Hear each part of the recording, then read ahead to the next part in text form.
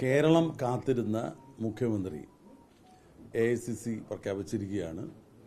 കഴിഞ്ഞ ഏതാനും ദിവസങ്ങളായി സംസ്ഥാനത്തുടനീളം ഇത്രയേറെ ചർച്ച നടന്ന ഒരു സാഹചര്യം മുഖ്യമന്ത്രിയെ തീരുമാനിക്കുന്നതിലുണ്ടായിട്ടില്ല. ഇതിനു മുമ്പൊക്കെ വളരെ പെട്ടെന്നാണ്. പ്രധാനപ്പെട്ട കാരണം നിങ്ങൾക്ക് എല്ലാവർക്കും അറിയാം. സംസ്ഥാനത്തെ ഏറ്റവും പ്രധാനപ്പെട്ട 3 പ്രമുഖരായിരുന്നു വളരെ വലിയ പിന്തുണയോടുകൂടി മുഖ്യമന്ത്രി സ്ഥാനത്തേക്ക് പരിഗണിക്കപ്പെട്ടത്. പക്ഷേ അഖിലേന്ത്യാ കോൺഗ്രസ് കമ്മിറ്റി എല്ലാ മുതിർന്ന നേതാക്കന്മാരുമായിട്ടും ജയിച്ചു വന്ന നിയുക്ത MLAമാരുമായിട്ടൊക്കെ വളരെ വിശദമായ ചർച്ച നടത്തി. ആ ചർച്ചയ്ക്കൊടുവിലാണ് ഇന്ന് പ്രഖ്യാപനം വന്നിരിക്കുന്നത്. ഒരുപാട് പേര് ഈ കഴിഞ്ഞ ദിവസങ്ങളിലൊക്കെ രൂക്ഷമായി വിമർശിച്ചിരുന്നു. പക്ഷേ ഇത് ഒരു മഹാപ്രസ്ഥാനമാണ് ഇന്ത്യൻ നാഷണൽ കോൺഗ്രസ്. എല്ലാവരുമായിട്ടും ചർച്ച ചെയ്ത് നല്ലൊരു സമവായം ഉണ്ടാക്കി യുക്തമായൊരു തീരുമാനമെടുക്കാൻ അല്പസമയം എടുത്തെങ്കിലും കേരളം പ്രതീക്ഷിച്ച, വോട്ട് ചെയ്ത ജനങ്ങൾ പ്രതീക്ഷിച്ച ഒരു മുഖ്യമന്ത്രിയാണ് ഇന്ന് പ്രഖ്യാപിക്കപ്പെട്ടിരിക്കുന്നത്. തീർച്ചയായിട്ടും ശ്രീ VD സതീശൻ്റെ നേതൃത്വത്തിൽ അടുത്ത നിയമസഭാ സമ്മേളനം വിളിച്ചുകൂട്ടി അദ്ദേഹം മുഖ്യമന്ത്രിയായി സത്യപ്രതിജ്ഞ ചെയ്ത് ഒരു സൽഭരണം കേരളത്തിൽ ഉണ്ടാകുമെന്ന് എല്ലാവരും പ്രതീക്ഷിക്കുന്നു.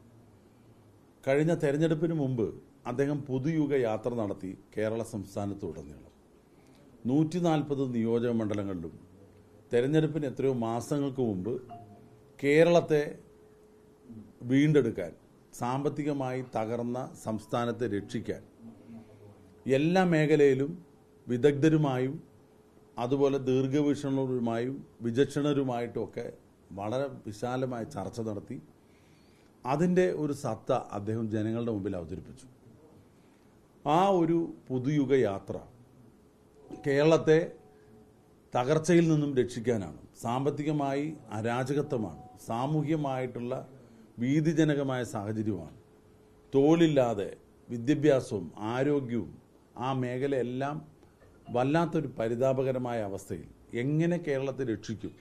അപ്പോൾ കേരളത്തെ രക്ഷിക്കാനുള്ള വ്യക്തമായ അജണ്ടകളുമായി അത് അദ്ദേഹം ഒറ്റയ്ക്കല്ല, ടീം UDF അത് സംസ്ഥാനത്ത് എല്ലാ മേഖലയിലും, കാർഷിക മേഖലയിൽ, വ്യവസായ മേഖലയിൽ, വിദ്യാഭ്യാസ മേഖലയിൽ, മലയോര കർഷകരുടെ കാര്യം, അതുപോലെ തീരദേശ മേഖലയിൽ, പൊതുവായി എല്ലാ മേഖലയിലുമായിട്ട് വിദഗ്ധരുമായിട്ട് ചർച്ച ചെയ്ത് രൂപപ്പെടുത്തിയെടുത്ത ഒരു അജണ്ടയായിരുന്നു പുതുയുഗ യാത്ര. കേരളത്തിലെ ജനങ്ങൾ കഴിഞ്ഞ 10 വർഷത്തെ ജനദ്രോഹ ഭരണത്തിൽ നിന്നും പിണറായി സർക്കാരിൽ നിന്നും മോചിതമാകണമെന്ന് ആഗ്രഹിക്കുമ്പോൾ ഒപ്പം തന്നെ ഇനി വരുന്ന സർക്കാർ എന്തു ചെയ്യും ഈ പരിതാപകരമായ അവസ്ഥയിൽ എന്നുള്ള ചോദ്യമാണ് ഉയർത്തിയിരുന്നത്. അതിന് വളരെ കൃത്യമായ മറുപടി, കൃത്യമായ വിശകലനങ്ങൾ, ദീർഘവീക്ഷണത്തോടുകൂടി ജനവിശ്വാസത്തോടുകൂടി അവതരിപ്പിച്ച് ആണ് UDF മുന്നോട്ട് വന്നത്. അപ്പോൾ കഴിഞ്ഞ 10 വർഷത്തെ LDF സർക്കാരിനെതിരായിട്ടുള്ള വിധിയെഴുത്ത് മാത്രമല്ല, UDF മുന്നോട്ട് വയ്ക്കുന്ന വികസന അജണ്ട, കേരളത്തെ വീണ്ടെടുക്കാനുള്ള പദ്ധതികൾ, അതിനോട് എല്ലാ പിന്തുണയും കൂടിയാണ് ഈ തെരഞ്ഞെടുപ്പിൽ 102 സീറ്റ് നേടി വലിയ വിജയം UDF കൊയ്തത്.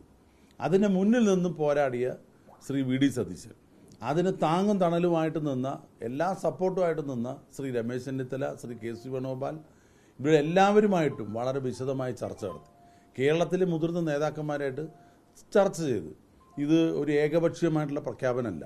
നിങ്ങൾക്കറിയാം, മറ്റു പാർട്ടികളെ പോലല്ല, ആഭ്യന്തര ജനാധിപത്യം കുറച്ചധികം ഉള്ള ഒരു പാർട്ടി. എല്ലാവരുമായിട്ടും ചർച്ച, അതിനുള്ള അല്പം സാവകാശം എടുത്തത് ഒഴിച്ചാൽ നല്ലൊരു തീരുമാനം വന്നിരിക്കുന്നു. VD സതീശന് പാലക്കാട് ജില്ലയുമായിട്ട് വളരെ അടുത്ത ബന്ധമാണ്. അദ്ദേഹം വിദ്യാർത്ഥി രാഷ്ട്രീയ കാലഘട്ടം തൊട്ട് ഇവിടെ അടുത്ത ബന്ധമാണ്. കേരളത്തിലെ ഇന്നത്തെ യുവതലമുറയിൽപ്പെട്ടവരും പഴയ തലമുറയിൽപ്പെട്ടവരുമായിട്ട് അടുത്ത ബന്ധം സ്ഥാപിക്കുകയും നല്ല ഒരു സമവായത്തിലൂടെ ഐക്യ ജനാധിപത്യ മുന്നണിയെ നയിക്കുകയൊക്കെ ചെയ്ത് അദ്ദേഹത്തിൻ്റെ പ്രവർത്തനത്തിന് ടീം UDFന് കിട്ടിയ ഒരു അംഗീകാരമാണ് ഈ മുഖ്യമന്ത്രി പദം. നമ്മളെല്ലാം ആഗ്രഹിച്ചതുപോലെയും വിചാരിക്കുന്നത് പോലെയും ചിന്തിക്കുന്നത് പോലെയൊക്കെ കേരളത്തിലെ UDFൻ്റെ പ്രകടന പത്രിക ജനമുമ്പാകെ അവതരിപ്പിച്ച ജനപ്രിയമായിട്ടുള്ള ആ പ്രകടന പത്രിക സമയബന്ധിതമായി നടപ്പിലാക്കി സാമ്പത്തികമായി തകർന്ന കേരളത്തെ വീണ്ടെടുത്ത് എല്ലാ മേഖലയിലും ഇന്നത്തെ പരിതാപകരമായ അവസ്ഥയിൽ അടിയന്തരമായ ഒരു മാറ്റം മുഖ്യമന്ത്രിയുടെ നേതൃത്വത്തിലുണ്ടാകും എന്ന് ഞങ്ങൾ പ്രതീക്ഷിക്കുന്നു. പാലക്കാട് വർഷങ്ങളായിട്ട് അവഗണിക്കപ്പെട്ട് കിടക്കുന്ന പാലക്കാടിനും തീർച്ചയായിട്ടും വികസന കാര്യത്തിൽ, ജനങ്ങളുടെ ക്ഷേമകാര്യത്തിലൊക്കെ വലിയ തോതിലുള്ള പിന്തുണയും മുൻഗണനയും ലഭിക്കുമെന്നുള്ള നല്ല പ്രതീക്ഷയിലാണ്.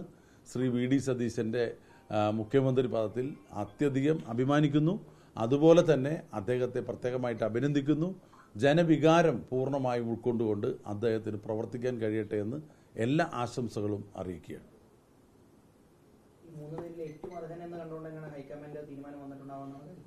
ഹൈക്കമാൻഡ് എന്ന് പറയുന്നത് ഒരു വ്യക്തിയല്ലല്ലോ, ഒരു വലിയ നേതൃത്വമാണ്.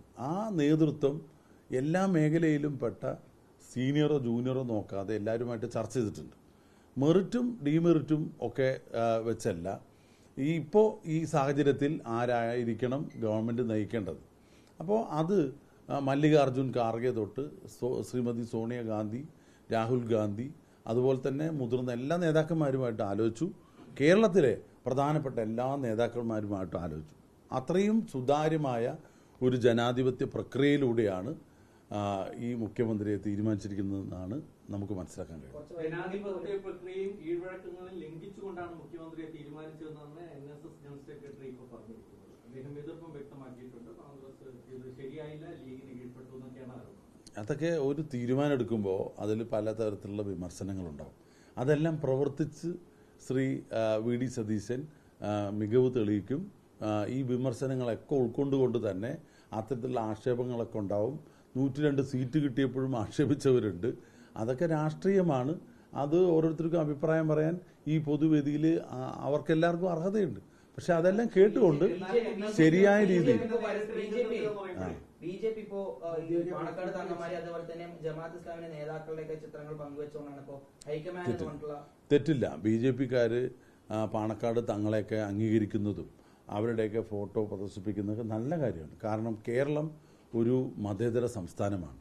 BJP കൊണ്ടുപിടിച്ച് പരിശ്രമിച്ചു ജാതിയും മതവും വേർതിരിച്ച് വോട്ട് മേടിക്കാൻ. വർഗീയത ആളിക്കത്തിച്ചു. പലതരത്തിലുള്ള അഡ്ജസ്റ്റ്മെൻറ്റും LDF-ആയിട്ട് ഉണ്ടാക്കി.